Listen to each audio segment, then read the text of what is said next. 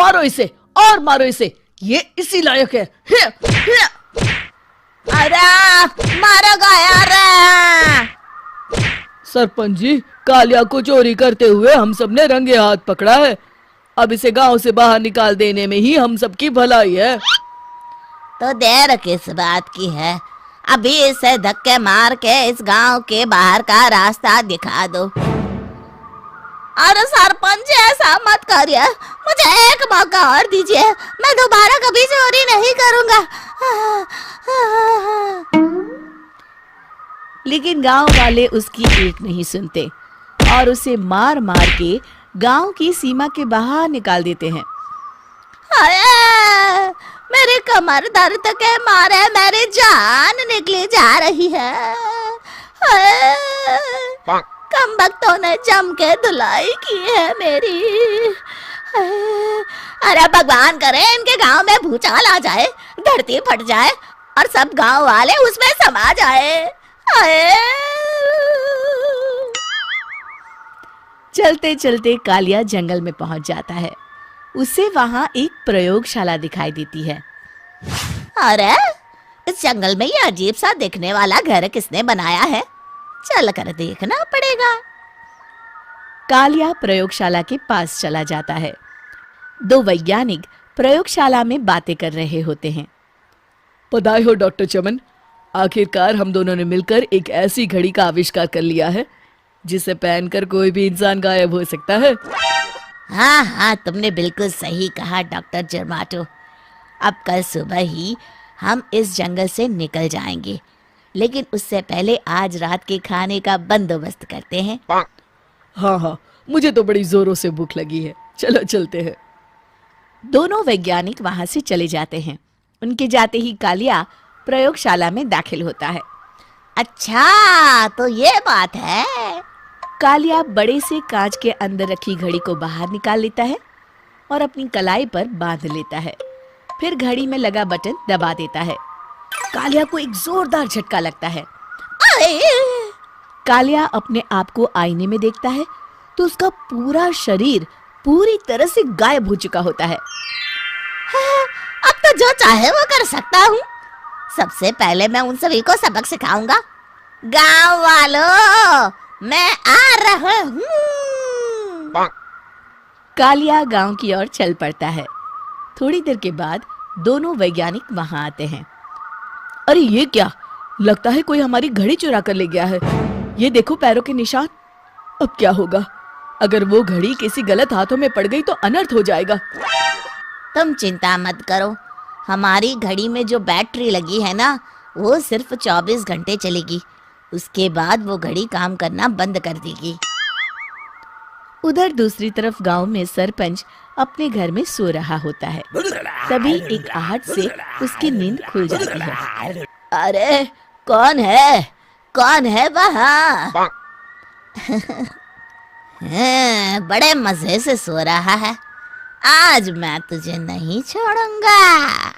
कालिया पास में पड़ा डंडा उठाकर सरपंच की पिटाई शुरू कर देता है।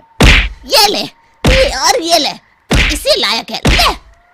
आप मर गए। अरे अरे ये क्या हो रहा है? अरे अरे कोई बचाओ मुझे, मेरे घर में भूत आ गया है।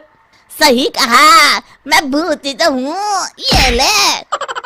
अरे भूत जी, मैंने आपका क्या बिगाड़ा है, मुझे छोड़ दीजिए। आपको क्या चाहिए?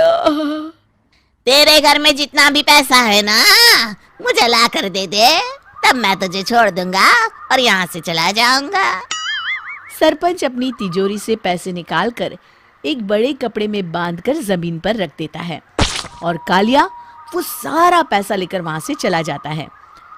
दूसरी तरफ जमींदार गांव के चौराहे पर खड़ा कुछ लोगों से बात कर रहा होता है। इस कमीने जमींदार ने भी मुझे बहुत पीटा था, इससे भी बदला लेना तो बनता है। हाँ? जमींदार अचानक अपने आप को चांटे मारने लगता है। अरे भाई ये क्या हो रहा है? जमींदार साहब अब ठीक तो है ना? अरे मुझे नहीं पता भाई।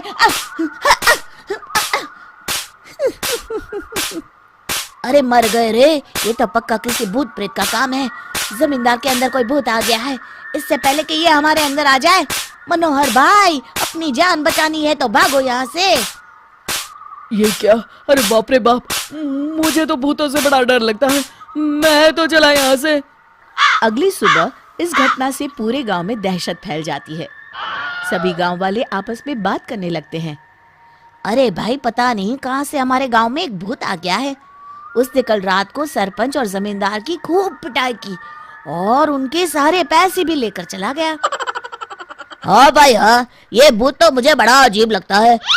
मेरी समझ में नहीं आता कि भूत उन पैसों का करेगा क्या। अरे तेल में पकोड़े बना के तलेगा बेवकूफ। इस बात की चिंता करके कहीं वो भूत हमारे घर में ना आ जाए।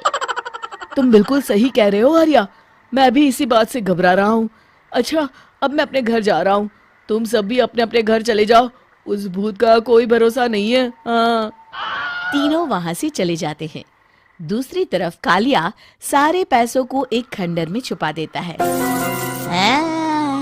इतने सारे रुपए तो मैंने अपनी पूरी जिंदगी में एक साथ कभी नहीं देखे। इस तरह कुछ दिनों में मैं अमीर बन जाऊंगा। आज मैं उस मोटे बब्बन को अपना शिकार बनाऊंगा। सुना है दहेज में बहुत सारे पैसे और गहने मिले हैं उसे। रात होते ही कालिया बब्बन के घर में घुस जाता है। हाँ, मिल गई तिजोरी। अब जल्दी से इसे खोलकर सारे पैसे निकाल लेता हूँ। अरे खुल जा खुल जा। खुल गई। कालिया पैसे थैले में भर ही रहा था कि तभी बब्बन उसके बगल में आकर खड़ा हो जाता है। भाई क्या कर रहा है? हाँ? अरे हट।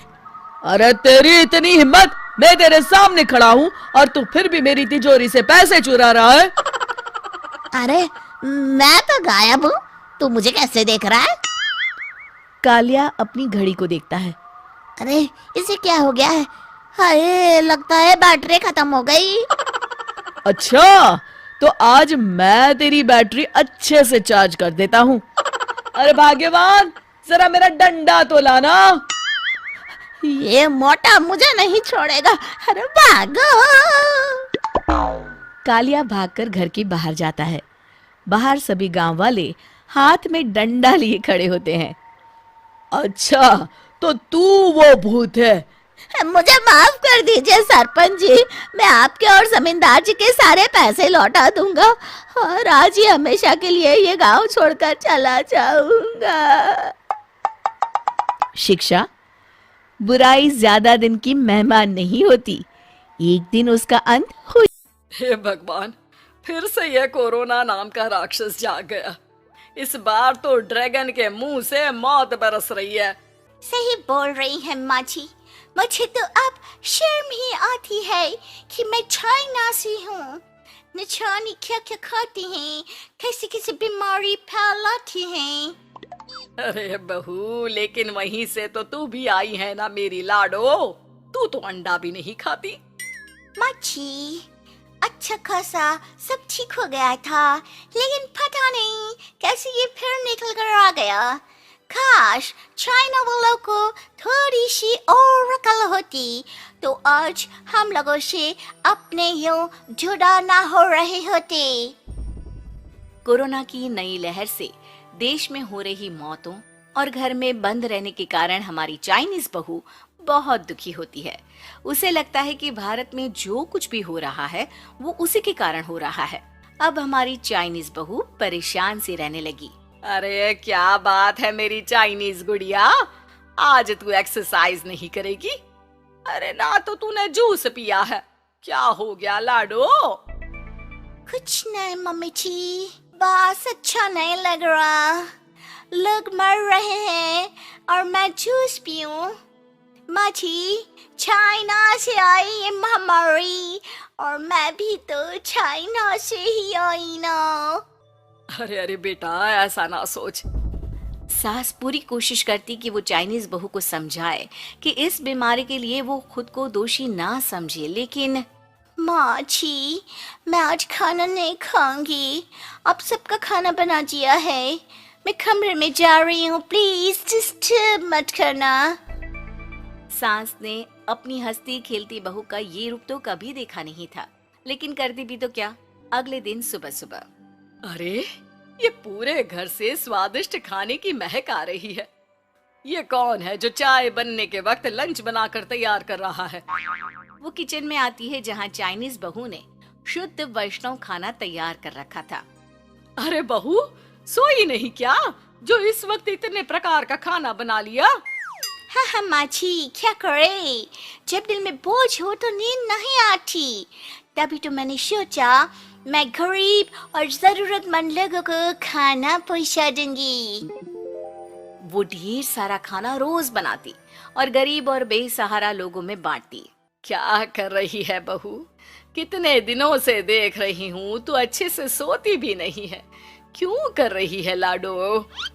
क्या करूं माँ जी, मेरे देश के लोग जीवन की लड़ाई लड़ रहे हैं और मैं सो जाऊं, मुझसे नहीं होता। एक दिन चाइनीज बहू पीपीटी किट पहनकर खड़ी होती है। अरे ये क्या बेटा, खाना देने जा रही है या लड़ाई लड़ने? माँ जी, मैं कुछ दिनों के लिए घर नहीं आऊंगी। मैंने सोचा है कि मैं घर से बाहर रहकर कोरोना के मरीजों की देखभाल करूंगी। ओ प्लीज प्लीज आप मुझे रोकना नहीं। नहीं नहीं बहू, ये तो तूने बहुत ही नेक काम सोचा है। बस बेटा तू अपना ख्याल रखना। बहू वहां से चली जाती है, लेकिन सास की रोज फोन पर बहू से बात होती। घर पर क्या है माँ, क्यों भेज दिया तूने उसे? बाहर कितना खतरा है, उसे कुछ हो गया तो? अरे बिल्कुल चिंता ना कर, उसने सारे नियम कायदे को फॉलो किया है। अरे वो बिल्कुल ठीक रहेगी। और अगर मैं उसे मना कर देती ना तो उसकी अंतरात्मा उसे सोने नहीं देती।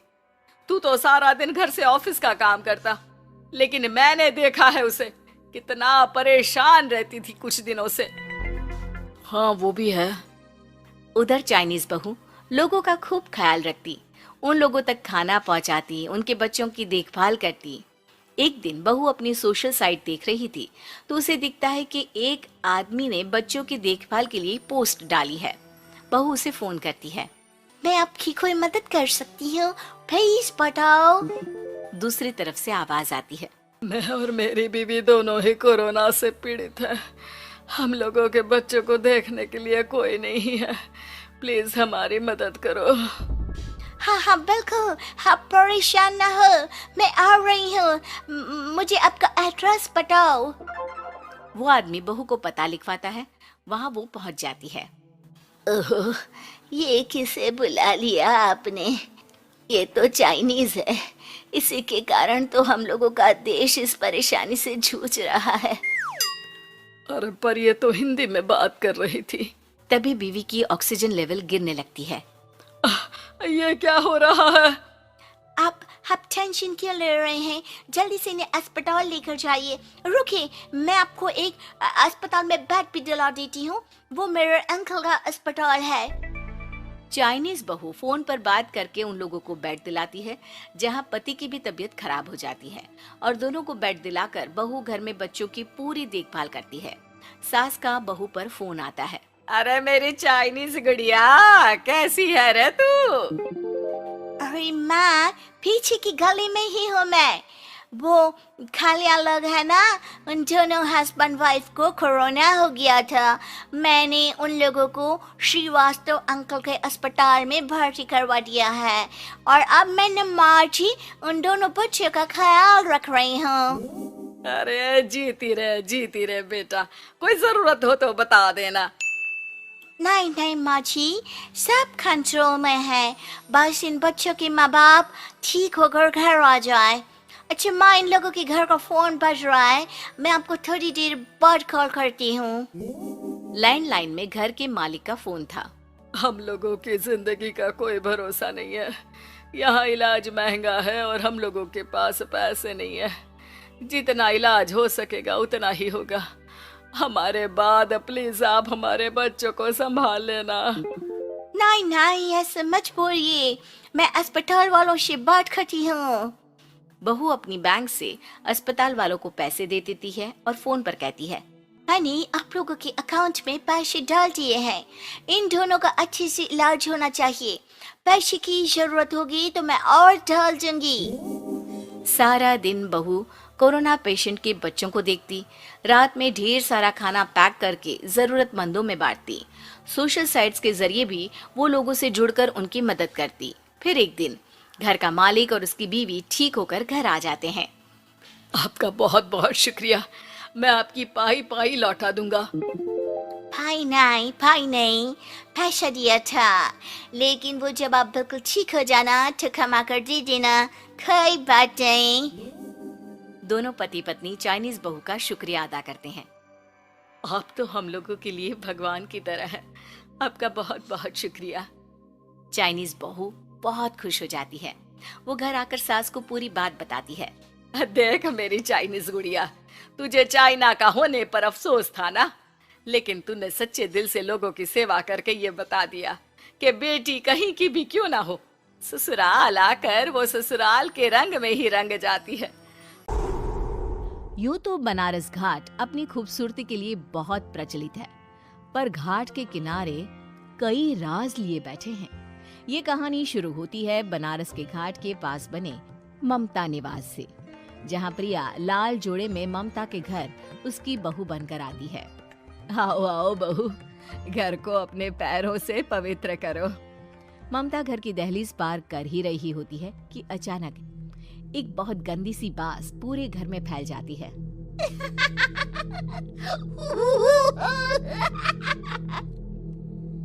ये बदबू और ये आवाजें, ये कौन हंस रहा है माँ? अब ये पड़ोसी ना हमारे थोड़े अलग से है। कहाँ हम शाकाहारी और ये मांस मच्छी खाने वाले। छोड़, तू ध्यान मत दे और गृह प्रवेश कर। और हाँ बहू, अपनी सास की एक बात हमेशा याद रखना, इन पड़ोसियों से तो कभी बात नहीं करेगी। अच्छे लोग नहीं है ये। अपनी सास की ये बात मानेगी ना बेटा? हाँ माँ, जो आपकी मर्जी, मैं उनसे बात नहीं करूंगी। अगले दिन प्रिया अपनी पहली रसोई बनाने रसोई घर में जाती है। ये छो की बात तो नाक में जा रही है। एक काम करती हूँ, खिड़की खोल देती हूँ। प्रिया खिड़की खोलने जाती है। इतने जाले, लगता है इस खिड़की को कभी खोला ही नहीं गया। पर ऐसा क्यों? ओह, नॉन वेज की स्मेल आती होगी ना। 2 मिनट के लिए खोल लेती हूँ, फिर बंद कर दूंगी। प्रिया खिड़की खोलती है। खिड़की खोलते ही उसकी नजर सामने वाले घर की खिड़की पर पड़ती है, जहाँ एक लड़की खड़ी होती है, हाथों में मेहंदी, लाल रंग की साड़ी, बिल्कुल सजी धजी, मानो प्रिया की तरह ही वो भी नई नवेली बहू हो। वो प्रिया को देखकर मुस्कुराती है। हे भगवान, माँ ने तो इनसे बात करने को मना किया था। प्रिया फौरन ही खिड़की बंद कर देती है और तवे पर चढ़े रोटी की ओर देखने लगती है, पर वहाँ रोटी न होकर मछली पड़ी होती है। ये क्या? पहली ही रसोई में इतनी बड़ी गलती। हे भगवान, अब मैं क्या करूं? प्रिया बहुत डर जाती है और फौरन रसोई की सफाई करने और फिर सभी के लिए खाना बनाने लग जाती है। जब वो सबको खाना परोसती है, सब तो ठीक है, मैं बेकार में चिंता कर रही थी। हे भगवान, ऐसे ही बस अपनी कृपा बनाए रखना। रात के वक्त जब सब सो रहे होते हैं, तब प्रिया को पायल की आवाज सुनाई देती है, जिससे उसकी आंख खुल जाती है। ये पायल की आवाज कहाँ से आ रही है? प्रिया उठकर उस आवाज के पीछे छत की सीढ़ियों तक जाती है। तभी उसे बच्चे के रोने की आवाज आती है। प्रिया छत पर जाती है तो क्या देखती है? वही लाल साड़ी वाली लड़की अपनी गोद में एक नवजात बच्चे को घुमा घुमा कर सुला रही है। तभी प्रिया की नजर उसके पेट पर पड़ती है। ओह गॉड, ये तो प्रेग्नेंट भी है। सुनिए, बच्चा सो नहीं रहा है क्या? मैं कुछ मदद करूं? नहीं, आपके घर वालों को अच्छा नहीं लगेगा, मैं संभाल लूंगी। स्नेहा की गोद से बच्चा हाथ मारकर प्रिया की गोद में आने को छटपटाने लगता है। दोनों घर अगल बगल में बने होने के कारण प्रिया उस बच्चे को गोद में ले लेती है। प्रिया के पास आते ही वो सो जाता है। बच्चे का वो स्पर्श रात भर प्रिया भूल नहीं पाती और अगली सुबह वो छत पर कपड़े सुखा रही होती है। तभी उसे एक औरत इशारा करके बुलाती है। स्नेहा कह रही थी बाबू तुम्हारी गोद में आते ही सो गया। मैं गौरी, स्नेहा की माँ हूँ। बहू, घर आना, बाबू को खिला भी लेना। शाम को जब घर पर कोई नहीं रहता, बच्चे से मिलने के लिए प्रिया छिपकर अपनी पड़ोसन के घर चली जाती है और कुछ देर बच्चे को खिलाकर वापस लौट आती है। इसके कुछ दिन बाद ही प्रिया को पता चलता है कि वो माँ बनने वाली है। ममता की खुशी का ठिकाना नहीं रहता।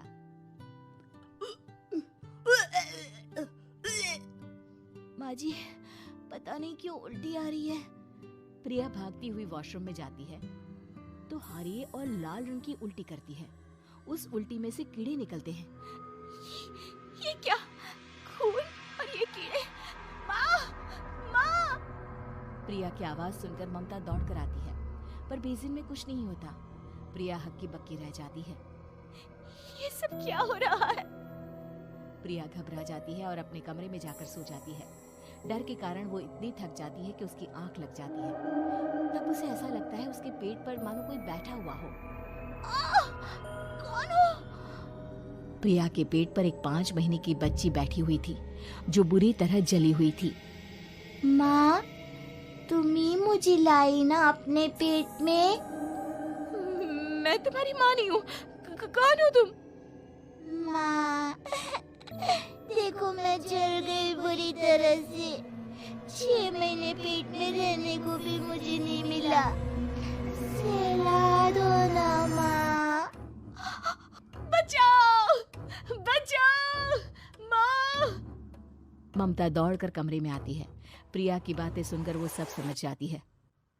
तू कहीं बगल वाले घर में तो नहीं जाकर आई ना बहू? मुझे माफ कर दो, मैं गई थी माँ। उस घर में सब मरे हुए हैं बहू। कई साल पहले स्नेहा उस घर में बहू बनकर आई थी। कुछ ही दिन में वो एक बच्चे को जन्म देने वाली थी। पूरा घर बच्चे के आने की खुशी में खोया था कि एक दिन अचानक उस घर में आग लग गई। सब बुरी तरह जलकर मर गए। गौरी आज भी दादी बनने का इंतजार कर रही है और इसीलिए स्नेहा ने अपना अजन्मा बच्चा तुम्हारी कोख में डाल दिया। ममता ये कह रही होती है कि पीछे से उसके पैरों को एक बच्चा पकड़ लेता है।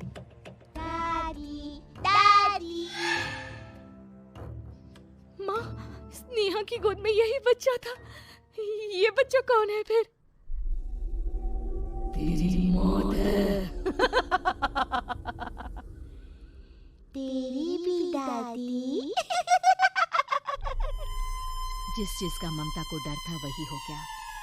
ममता निवास के ऊपर मौत ने चादर बिछा दी थी। प्रिया का पेट ऐसे बढ़ जाता है मानो 9 महीने का हो। 2 हाथ उसके पेट से बाहर निकलते हैं। बहू, संतोष को फोन कर, किसी पंडित जी को बुला बहू। प्रिया का पति भागता हुआ घर आता है। ये तो होना ही था माँ। तेरा पाप तेरे सामने आ गया तो तू सह नहीं पा रही है। स्नेहा घर में आग लगी नहीं थी, माँ ने लगाई थी, प्रॉपर्टी की लालच में। और वो बच्चा मेरी पहली पत्नी का बच्चा है, मेरा बेटा, जो कि उस आग की चपेट का शिकार हो गया था। मैंने तुमसे ये सब माँ के कहने पर छुपाया था। मुझे माफ कर दो प्रिया। तुम अगर चाहो तो यहाँ से जा सकती हो। मैं तुम्हें किसी भी बंधन में रखना नहीं चाहता। मेरी शादी हुई है आपसे, मैं आपको छोड़ नहीं सकती, पर उससे पहले हमें स्नेहा, उसकी माँ और बच्चे की आत्मा की शांति करवानी होगी। संतोष और ममता गौरी के घर जाते हैं। अंदर सब कुछ जला हुआ होता है। जमीन पर जली हुई लाशें बिखरी हुई थी। ममता रो रो कर अपनी करने की माफी गौरी से मांगती है। प्रिया स्नेहा के घर वालों का अंतिम संस्कार करवा देती है और ममता निवास